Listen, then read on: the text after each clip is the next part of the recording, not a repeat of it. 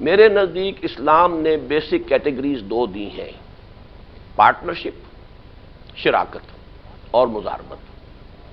شراکت میں آپ کا سرمایہ بھی اکٹھا ہوگا، آپ کام بھی اکٹھے کریں گے۔ مزاربت میں سرمایہ ایک پارٹی کا ہوگا، کام کرنے والی پارٹی دوسری ہوگی۔ کام کرنے والی پارٹی کا کوئی سرمایہ نہیں ہوگا اور سرمایہ والی کا کوئی حصہ کام میں نہیں ہوگا۔ یہ کیٹیگریز علیحدہ ہوں گی۔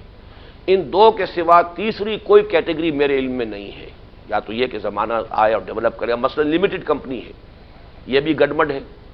اس میں سرمایہ ان لوگوں کا بھی ہے جن کے پاس تھوڑے تھوڑے حصے ہیں، اور سرمایہ جو ہے ان ڈائریکٹرز کا بھی ہے، اور سارا کا سارا کنٹرول ان کا ہے، پالیسی ان کا ہے، اور جو بھی وہ اصل ملائی اور مکھن تو وہ کھا جاتے ہیں، تو حصے داروں کے پاس کیا آتا ہے۔ یہ سارے انسٹیٹیوشنز ڈیولپ ہوئے ہیں ویسٹ میں، اور ویسٹ میں بھی یہ پوسٹ رینائسنس ڈیولپمنٹ ہے۔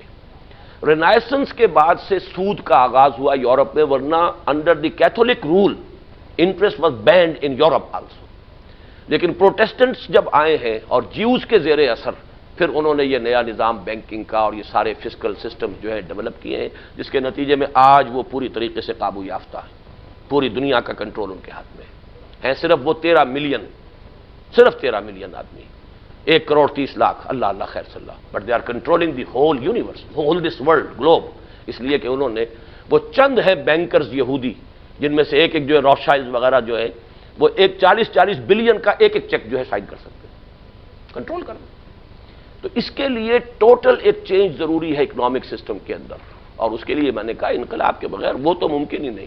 پولیٹیکل سٹرکچر تو شاید کوئی سٹیپ بائی سٹیپ آپ تھوڑا بہت اسلامائزیشن آف قوانین بھی کوئی، چاہے وہ ٹرائس کی رفتار سے ہی ہم آگے بڑھ رہے ہوں، لیکن یہ کہ کچھ نہ کچھ ہو جائے گا۔ But in the economic structure there can be no change without a total revolution, اور وہ بھی ریئل ریولیوشن، جیسا کہ میں نے آپ کے جواب میں عرض کیا ہے۔ میں اس میں یہ عرض کروں گا کہ ہمیں پہلے یہ معین کرنا ہوگا، قرآن وہ اللہ کا کلام ہے، یہ ہمارا ایمان ہے۔ سنت اس کی ایک پریکٹیکل مینیفیسٹیشن تھی، اس کو ہمیں لینا آبجیکٹیولی۔ اس میں اسپرٹ بھی ہے اور لیٹر بھی ہے، فارم بھی ہے، لیکن خود ہمیں یہ حکمت نظر آ رہی ہے کہ بعض ڈومینز میں، بعض فیلڈز میں صرف اصول بیان کیے گئے، جیسے مثلا میں نے آج کا جو بیان کیا ہے، 3 آیتیں میں نے صرف کوٹ کی ہیں پورے قرآن مجید سے۔ پولیٹیکل سسٹم آف اسلام کے لیے صرف اصول دیے گئے، فارم کوئی دی ہی نہیں گئی، صرف اصول ہے۔ حاکمیت اللہ کی، تمہارے ہاتھ میں خلافت ہے، اور یہ کہ کوئی قانون سازی کتاب و سنت کے حدود سے تجاوز نہ کرے، جہاں کوئی اللہ کا اور اس کے رسول کا حکم نہیں ہے، امرہم شورا بینہم، صرف گائیڈنگ پرنسپل، نو فارم، پریزیڈنشل، پارلیمنٹری، کانفیڈرل، فیڈرل، سب آپ کے لیے چھوڑ دیا گیا۔ لیکن اب اس کا بالکل برعکس میں آپ کو بتاتا ہوں، فیملی لاز ہے۔ قرآن مجید میں اتنی تفصیل کے ساتھ نکاح، طلاق، عدت، اس کے قوانین آئے ہیں قرآن مجید میں۔ اب ظاہر بات ہے وہ صرف جو ہے اصول نہیں ہے، بلکہ ڈیٹیلڈ لیجسلیشن ہے جو قرآن نے کی ہے۔ ان دونوں کے درمیان ہے فیملی لاز، اور ادھر یہ جو پولیٹیکل کانسٹیٹیوشنل سٹرکچر ہے، اس کے درمیان ہم دیکھتے ہیں کہ اقتصادیات کے میدان میں کچھ اصول بھی دیے ہیں۔ مثلا اصول یہ دیا ہے کہ لا یکون دولتم بین الاغنیاء منکم، ایسا نہیں ہونا چاہیے کہ دولت تمہارے امیروں ہی کے درمیان گردش میں رہے، there should be an equitable distribution of wealth. لیکن ساتھ ہی کچھ حکم بھی دے دیے، ربا کا حکم دیا ہے، جوئے کا حکم دیا ہے۔ جہاں حکم آ گیا اس کی ہمیں پابندی کرنی ہوگی، اور باقی ہمارے لیے بہت سا فیلڈ جو ہے وہ کھلا ہے۔ اس کے اندر جیسا کہ میں نے عرض کیا کہ جو بھی اصول ہیں جس سے کہ اکانومی کے اندر رفتار بڑھتی ہے، پروڈکشن بڑھتی ہے، وہ سارے اسلام کے اندر پرمیسیبل ہیں۔ پرائیویٹ اونرشپ بھی ہے، پرسنل انسینٹو بھی ہے۔ رہ گیا آپ کا یہ معاملہ کہ زمینداری کے بارے میں کوئی کچھ نہیں کہتا۔ اصل میں یہ بات نہیں ہے، شاید آپ کو واقفیت نہیں ہے کہ اس موضوع پر بھی بڑی اس وقت بات قوت کے ساتھ کہی جا رہی ہے۔ نمبر 1 یہ، اور یہ اس میں آپ کو مل جائے گا میرے کتابچے میں، ہم جو تحریک خلافت شروع کر رہے ہیں، کہ یہ ساری زمینیں مسلمانوں کی اجتماعی ملکیت ہے۔ کوئی 1 انچ زمین بھی یہاں نہیں ہے کہ جو انفرادی ملکیت میں آئے۔ ہوا کیا ہے، وہ جس کو میں نے علامہ اقبال کے حوالے سے بیان کیا کہ اسلام کی اصولی تعلیمات کے اوپر دور ملوکیت میں پردے پڑ گئے۔ اسلام نے تو بادشاہت ختم کر دی تھی، پھر بادشاہت آ گئی۔ بادشاہت کا لازمی انسٹرومنٹ ہوتا ہے جاگیرداری، جاگیرداری آ گئی، اس کو پھر ہماری فقہ نے جسٹیفیکیشنز دی ہیں۔ ورنہ اسلام کی اوریجنل تعلیم کے اعتبار سے پہلی بات تو یہ ہے، جتنی زمینیں بھی مسلمانوں نے فتح کی ہیں کبھی طاقت کے ساتھ، وہ سب کے سب مسلمانوں کی اجتماعی ملکیت ہے، کسی فرد کی کوئی ملکیت ہے ہی نہیں۔ اسی بنا پر ہمارے ہاں زمینوں کی دو قسمیں ہیں، عشری، خراجی۔ عشری زمین وہ ہے کہ جو ان کی ملکیت ہے جو بغیر لڑے بھڑے ایمان لائے تھے، مثلا مدینے کے لوگ، انہیں حضور نے فتح تو نہیں کیا تھا مدینے کو، بلکہ وہ تو خود لے کر آئے تھے حضور کو کہ تشریف لائیے، اور انہوں نے وہاں جگہ دی تھی اور بیس وہاں پہ بنا۔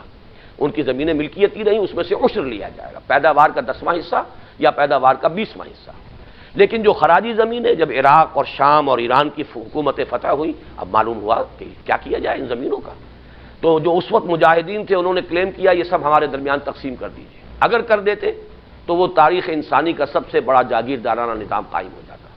اس وقت فیصلہ ہوا مسلمانوں کی میوچول کنسلٹیشن سے کہ یہ مال غنیمت شمار نہیں ہوگی، مال فے کا حکم جو ہے وہ سورہ حشر میں ہے 28ویں پارے میں، یہ کل کی کل جو ہے مسلمانوں کی اجتماعی ملکیت رہیں گی، کسی کی ملکیت نہیں ہوگی۔ یہاں جو کام کرے گا دی ٹلر ہی ول پے خراج ٹو دی بیت المال، سیدھا خراج میں جائے گا، کوئی عشر اور 20واں اور یا 10واں حصہ نہیں، ہاف کے آس پاس بھی خراج جو ہے وہ جائے گا بیت المال میں۔ یہ چیزیں چھپ گئی ہیں بدقسمتی سے، انہیں اب اجاگر کرنے کی ضرورت ہے۔ اسی طرح ایک کتاب میں نے شائع کی ہے، نجی زمین پر بھی مولانا تحسین صاحب ہیں کراچی کے اندر، بہت بڑے عالم ہیں، مولانا یوسف بن نوری کا نام تو کافی مشہور ہے، ان کے وہ داماد ہیں سب سے بڑے، انہوں کی کتاب میں نے شائع کی، اسلام میں کوئی جاگیرداری اور زمینداری نہیں ہے، اور زمین ہے بھی تو ایبسینٹی لینڈ لارڈزم کا کوئی کانسیپٹ نہیں، you have to till your land yourself, یا خود اس پر کاشت کرو یا کسی کو دے دو۔ تو اسلام میں لیٹر اینڈ اسپرٹ سب کچھ موجود ہے۔ افسوس یہ ہے کہ ہمارا جو ایک طویل دور گزرا ہے بادشاہت کا، اس میں اسلامی تعلیمات کے بہت سے پہلو نگاہوں سے اوجھل ہو گئے۔ اب جو چیزیں ہیں ان کو ایک ریولوشن کے ہی ذریعے سے در حقیقت ان تمام انسٹیٹیوشنز کو بدلا جا سکتا ہے، اس کے بغیر ممکن نہیں۔ باقی رہ گی ایکسپلائٹیشن۔ آپ جس کو کہہ رہے ہیں کہ ایک شخص نے اپنی بیٹی کی شادی کے لیے یا اپنی کسی ضرورت کے لیے قرض لیا اور اس پر جو سود لیا جا رہا ہے وہ تو ایکسپلائٹیشن ہے۔ آپ اس کا ذرا تصور کیجئے، آج نیشنل لیول پر ایکسپلائٹیشنز ہو رہی ہیں۔ آپ کا سود کتنا جا رہا ہے، آج ہی سرتاج عزیز صاحب کا بیان آپ پڑھ لیجئے، کس طریقے سے کہ آپ کی ٹوٹل آمدنی کا کتنا حصہ جو ہے سود میں چلا جاتا ہے، پھر آپ مزید لیتے ہیں سود دینے کے لیے، وہ سود ادا کرنے کے لیے۔ پورا جو یہ نیو ورلڈ آرڈر ہے، جو نیو ورلڈ آرڈر کے نام سے آ رہا ہے، یہ ہے کیا؟ اسی سود کی بنا پر یہ نیشنل لیول پر، گلوبل لیول پر ایکسپلائٹیشن ہے۔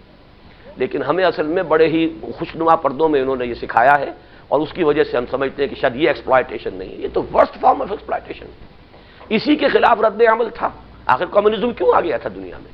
یہ اسی کے خلاف رد عمل تھا، لیکن اس لیے ناکام ہو گیا کہ وہ دوسری ایکسٹریم کو چلے گئے۔